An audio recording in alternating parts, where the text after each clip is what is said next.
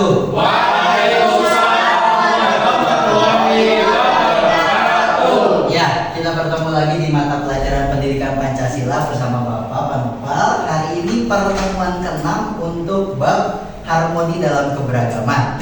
Nah, anak-anak kelas 11, hari ini kita akan membahas peran serta warga negara dan gagasan solutif dalam penyelesaian konflik. Nah, sebelumnya Bapak mau absen terlebih dahulu, tapi absennya harus dijawab sesuai dengan isi hati kalian hari ini, ya, isi hati kalian hari ini. Jadi kalau misalnya lagi senang jawabnya ya. Kalau yang biasa aja, ya. Kalau lagi sedih, ya, bisa ya, bisa. Nah, oke. Yang pertama itu Abdul Azim. Lalu yang kedua itu ada Rosmeni.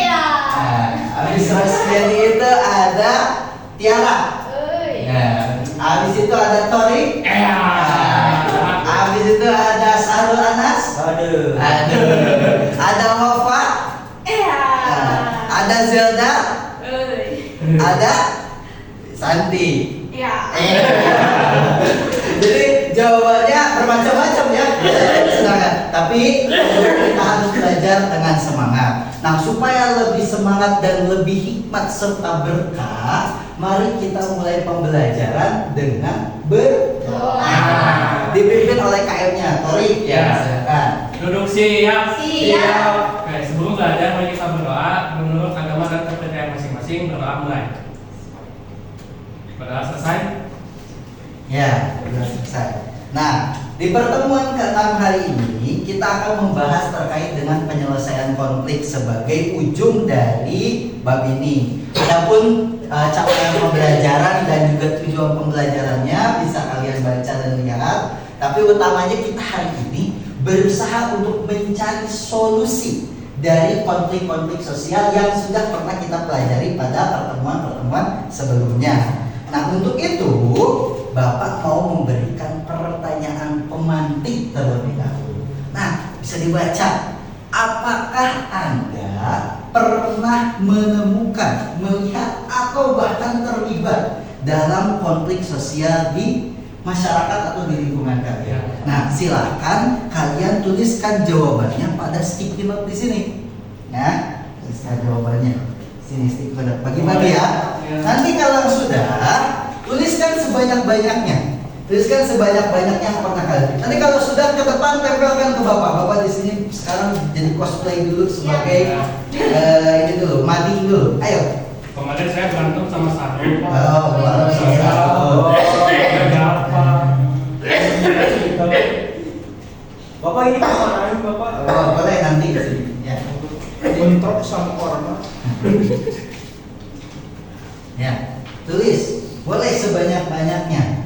Kalian pernah melihat, pernah bertemu, pernah terlibat dalam konflik sosial yang ada di masyarakat. Wah, ini lah. Oke, Bang. Ada lagi? Ya, Abdillah. Oke. Ya, tempel. Asik, banyak tempel. Sip. Iya, terima kasih. Tepuk tangan dulu buat kalian. Ya, Bapak mau bacakan satu-satu ya di sini. Pernah melihat bentrok antar ormas. Lalu ada pernah melihat teman berkelahi, ada tawuran di sekolah. Pernah melihat tetangga berbuat asusila. Ada katanya sekarang lagi tahun kampanye, jadi beda konflik karena beda pilihan presiden. Waduh, ini juga berbahaya ya. Lalu ada konflik antar supporter pertandingan bola. Wah, ini juga sering terjadi. Jadi konflik-konflik sosial yang sering kalian temui, pernah lihat atau bahkan terlibat, ini merupakan hal yang umum dan lumrah di masyarakat. Tapi untuk kita melihat kenapa konflik sosial ini selalu terjadi di masyarakat, terutama dalam lingkungan sekitar kita, Bapak ada video terlebih dahulu untuk kita tonton. Ya, nanti. Ya, Konflik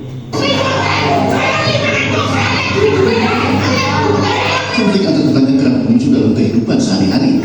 Ada banyak jenis konflik yang beragam dampak, mulai dari tidak lagi bertegur sapa sampai tindakan berbahaya yang berusaha tergugat di pengadilan. Salah satu faktor pemicunya dikarenakan adanya perubahan perilaku masyarakat. Konsep tentang masyarakat modern yang hidup di kota metropolitan itu 120 tahun lalu sudah diprediksi oleh seorang ahli sosial. Semua daerah yang tadinya bukan kota sekarang menjadi kota, akan diprediksi sekitar 2045 itu 75% kota-kota itu akan menjadi kota, gitu ya, menjadi metropolitan. Silahnya adalah mereka adalah orang-orang yang hidup digerakkan oleh pikirannya, bukan oleh perasaannya. Ya, jadi segala sesuatunya dihitung, ini aku untung nggak, ini aku rugi nggak. Jadi tidak lagi menggunakan perasaan yang biasanya lebih mengedepankan empati. Konflik antar tetangga juga terjadi di Jalan Rawa Bebek Penjaringan, Jakarta Utara pada Agustus 2022. Seorang tetangga tega menyiramkan cairan yang diduga bensin ke salah satu rumah tetangganya di kawasan permukiman Padang. Aksi yang merekam kamera CCTV tersebut disebabkan hanya karena pelaku HA tidak menyukai tetangganya tersebut. Lakinya itu saya di dalam itu dia tahu lagi mau nyiram ini kontrakan, jadi ke dia ada suatu ada provinsi kata anak saya gitu. Oh ya dia bilang ini mau terus dijual anak saya. Atas aksinya, AA ditangkap polisi dan dijerat dengan pasal 178 KUHP tentang perusahaan barang dan melakukan pembakaran yang disengaja. AA terancam hukuman 12 tahun penjara. Ya, tuh di sini ada salah satu contoh kasus di mana salah satu penyebabnya adalah tingginya tingkat kepadatan manusia itu sendiri. Ya, dari dulunya yang senggang, masih daerah-daerah perkampungan, sekarang sudah makin metropolitan. Apalagi kalian kan tinggalnya sekarang di kota Bandung ya. Padat nggak kota Bandung? Padat. Biasa padatnya kota Bandung ya.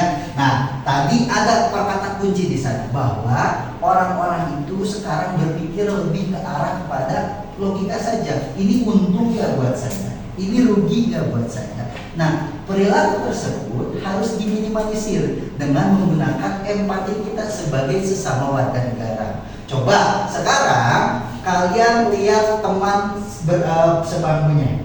Cuma lihat teman sebangkunya. Ya, lihat dari ujung kepala sampai dengan ujung kaki. Ya, lihat sudah? Ya, coba ada nggak yang mau memberitahu Bapak apa yang kamu lihat dari teman sebangkunya? Coba Anas, coba apa yang kamu lihat dari Tiara? Memakai baju biru, Pak. Memakai baju biru. Coba apa yang kamu lihat dari Abdillah? Rapi hari ini. Coba Rosmini, apa yang kamu lihat dari Tori? Menarik Pak, dia sekarang jadi kakaknya. Oh, menarik diri ya.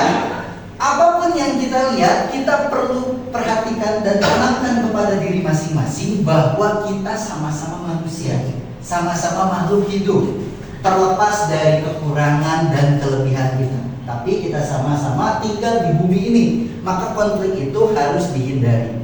Oleh karenanya, kita masuk nih ke eksplorasi konsep, di mana ada peran warga negara dalam penyelesaian konflik. Nah, peran ini bisa dibagi menjadi dua, ada peran individu dan peran masyarakat. Peran individu itu biasanya kita boleh menjadi mediator, menghargai perbedaan pendapat, musyawarah. Sementara peran pada masyarakat itu kita harus bertoleransi, mengakui perbedaan syarat. Tahu syarat?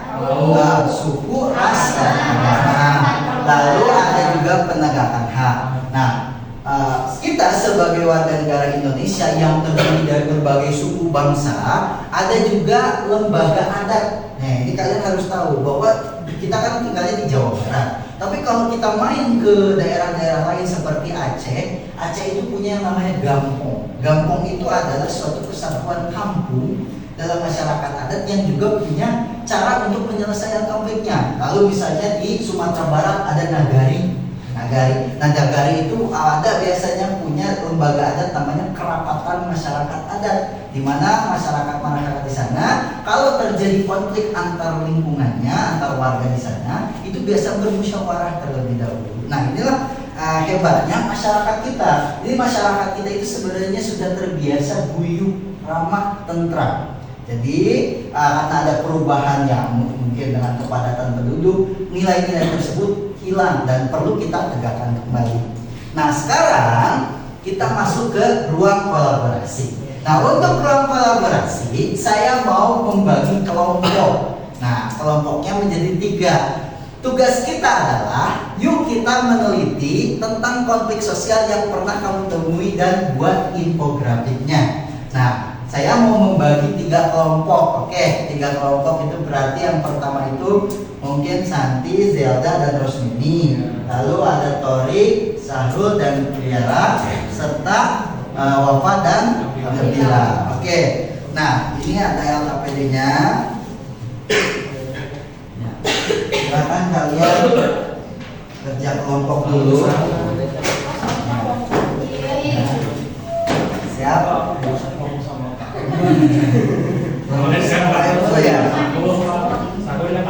Ya, silakan kalian membuat infografik sederhana ya terkait dengan kelompoknya. Nah, dengarkan. Untuk masing-masing kelompok, dengarkan terlebih dahulu. Nah, kelompok 1 itu mana kelompok 1? Ya, kelompok 1 itu temanya perundungan di sekolah. Nah, perundungan di sekolah. Kelompok 2 itu temanya perundungan di dunia maya. Nah, beda kan kalau sekolah pada dunia nyata, kalau dunia maya beda. Sama yang ketiga karena tadi banyak disebutkan, coba kelompok 3 temanya kerusuhan di masyarakat. Nah, ketentuan infografiknya khususnya boleh bebas, boleh umum. Lalu boleh juga menggunakan media apapun. Nah, lalu berisi solusi alternatif dari tiap-tiap kelompok. Bisa dimengerti? Bisa. Nah, sekarang silakan kalian mengerjakan dulu infografiknya.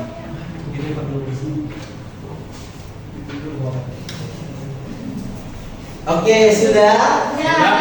Oke, luar biasa. Nah, untuk itu supaya kita bisa menentukan siapa kelompok yang pertama presentasi biar adil, mari kita bermain terlebih dahulu. Nah, sekarang semuanya berdiri, kumpul di depan. Sini, Pak. Ya, kumpul di depan.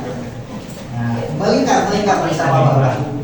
Nah, ini Bapak ada lagu. Tahu lagu Gemu Famire? Tahu. Nah, ini lagu yang sering ke kanan.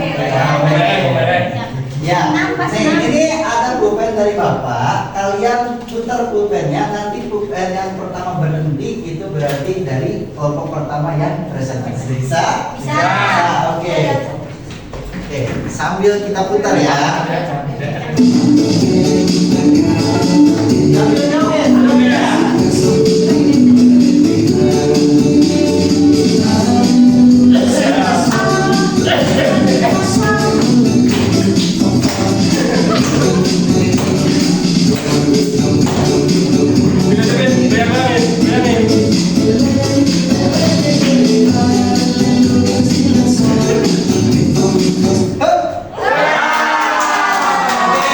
Nanti kelompok berapa? Kelompok 1. Nanti kelompok 2 dan kelompok 3.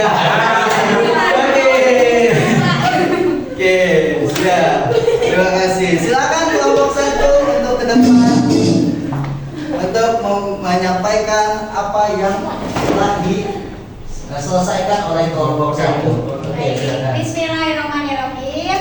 Kami dari kelompok 1 akan mempresentasikan tentang mencegah perundungan di lingkungan sekolah. Nah, ini ya infografis sederhananya. Di sini ada SD, ada SMP ya gambarannya. Ada SMP, ada SMA.